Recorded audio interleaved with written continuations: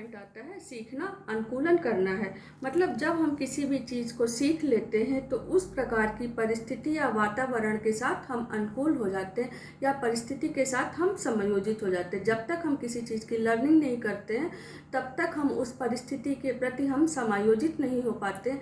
लेकिन जहाँ हम उस विषय वस्तु तथ्य को लर्निंग करने का कार्य कर लेते हैं तब हम उसके पश्चात उस विषय वस्तु तथ्य या परिस्थिति के अनुसार एडजस्ट करने लगते हैं और हम आगे बढ़ने लगते हैं। इसके बाद सीखना एक नया कार्य करना है। जैसे जब तक हम किसी विषय वस्तु तथ्य को सीखे नहीं रहते हैं तब तक हम उसके प्रति जो है कोई नया कार्य नहीं कर पाते हैं और सीखने के पश्चात हम किसी न किसी नवीन क्रिया को करने का कार्य जो है वो करने का काम करते हैं। फिर सीखना उद्देश्यपूर्ण है।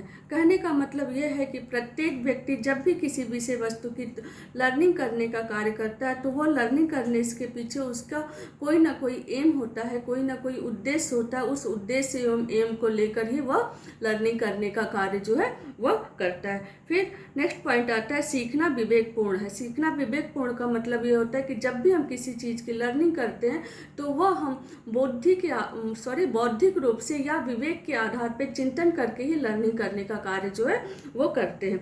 फिर नेक्स्ट पॉइंट आता है सीखना सक्रिय है। मतलब हम सीखने की क्रिया जो है वह निरंतर करते रहते हैं और सक्रिय रूप से करते हैं। कभी ऐसा नहीं होता है कि हम निष्क्रिय रूप से सीखने का कार्य जो है वो करते हैं। फिर नेक्स्ट पॉइंट आता है सीखना व्यक्तिगत तथा सामूहिक दोनों होता है।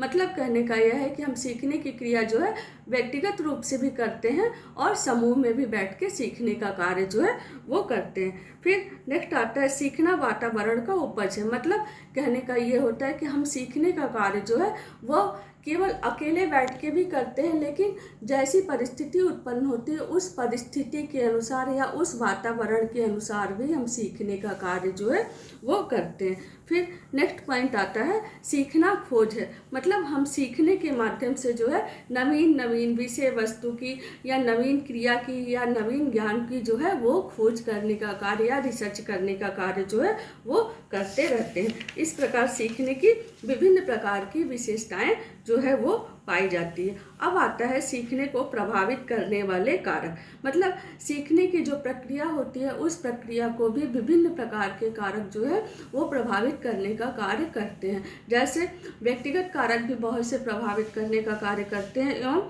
वस्तुगत कारक भी प्रभावित करने का कार्य जो है वह करते हैं।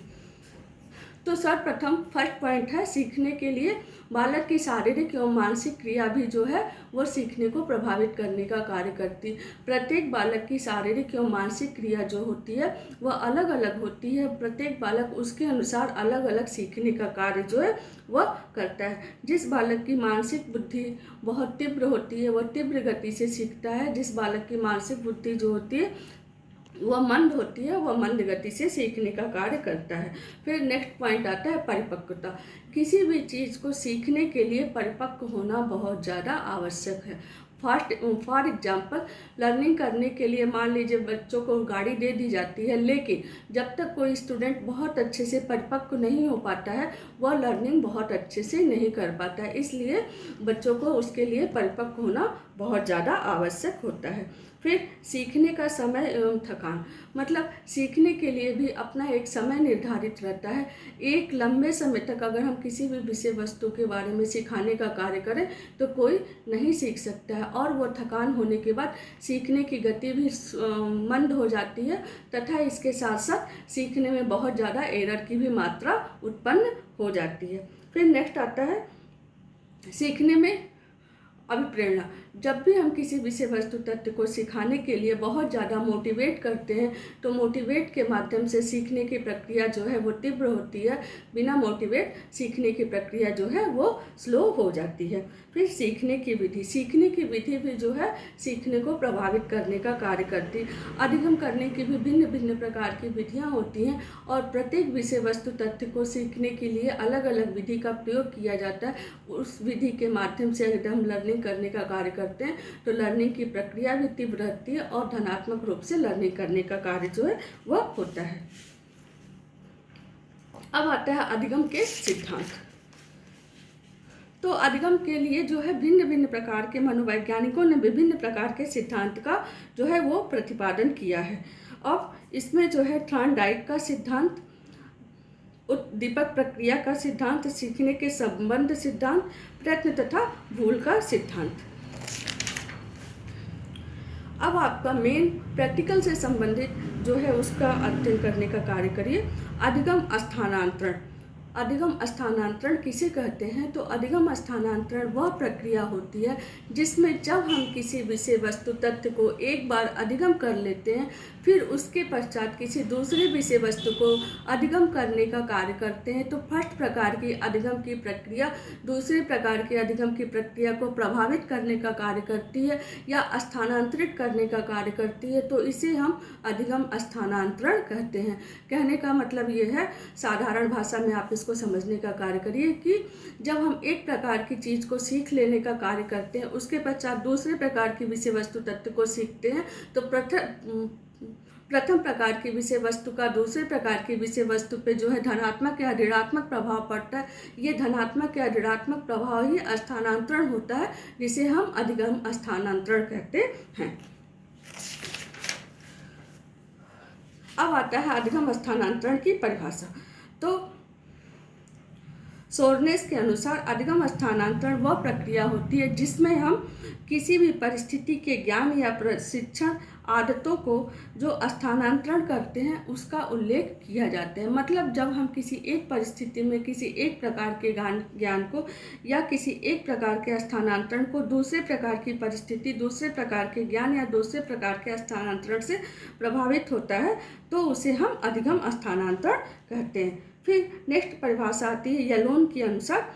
अधिगम स्थानांतरण प्रक्रिया वह होती है जिसमें एक प्रकार के कार्य दूसरे प्रकार के कार्य के निष्पादन को प्रभावित करता है। मतलब वही है कि पूर्व प्रकार की गई प्रक्रिया पश्चात प्रकार की गई प्रक्रिया को प्रभावित करती है, उसे हम अधिगम स्थानांतरण या ट्रांसफर ऑफ लर्निंग कहते हैं। ट्रांसफर ऑफ लर्निंग जो है वो 3 प्रकार की होती है, सकारात्मक अधिगम स्थानांतरण, नकारात्मक अधिगम स्थानांतरण या शून्य अधिगम स्थानांतरण। ये तीनों प्रकार के अधिगम स्थानांतरण के माध्यम से जो है वह अधिगम करने का कार्य जो है वो किया जाता है।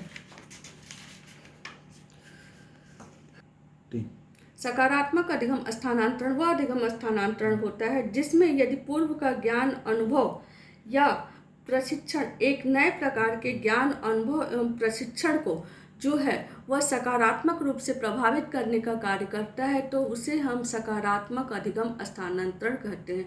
फॉर एग्जाम्पल, जब हम बाल्यावस्था में रहते हैं तो उस समय हम ABCD पढ़ने का कार्य करते हैं। उसके पश्चात जब हम थोड़ी मध्यावस्था में आते हैं तो मध्यावस्था में हम सेंटेंस पढ़ने का कार्य करते हैं, जैसे कैट, मैट, रैट। तो वो ABCD जो होती है वो कैट, मैट, रैट को प्रभावित करने का कार्य करती है। तो इस प्रकार के अधिगम स्थानांतरण को सकारात्मक या धनात्मक अधिगम स्थानांतरण कहते हैं। फिर नेक्स्ट आता है नकारात्मक अधिगम स्थानांतरण। नकारात्मक अधिगम स्थानांतरण या निगेटिव ट्रांसफर ऑफ लर्निंग वह लर्निंग होती है जिसमें प्रथम प्रकार की प्रक्रिया दूसरे प्रकार की प्रक्रिया को नकारात्मक रूप से प्रभावित करती है, तो इसे हम नकारात्मक अधिगम स्थानांतरण कहते हैं। जैसे फॉर एग्जाम्पल, जब हम शुरू में मैथ पढ़ने का कार्य करते हैं, मैथ के बाद जस्ट तुरंत हम इंग्लिश पढ़ने का कार्य कर लेते हैं, तो उसमें हम फर्स्ट प्रकार के अधिगम दूसरे प्रकार के अधिगम को नकारात्मक रूप से प्रभावित करने का कार्य करता है, तो इसे हम नकारात्मक अधिगम स्थानांतरण कहते हैं। फिर नेक्स्ट आता है शून्य अधिगम स्थानांतरण। शून्य अधिगम स्थानांतरण वह प्रक्रिया होती है जिसमें फर्स्ट प्रकार की प्रक्रिया अधिगम करने की प्रक्रिया जो है दूसरे प्रकार के अधिगम करने की प्रक्रिया को तटस्थ रूप से प्रभावित करती है, यानी न नकारात्मक रूप से प्रभावित करती है न सकारात्मक रूप से प्रभावित करती है, तो इसे हम तटस्थ अधिगम स्थानांतरण कहते हैं। Thank you all of you.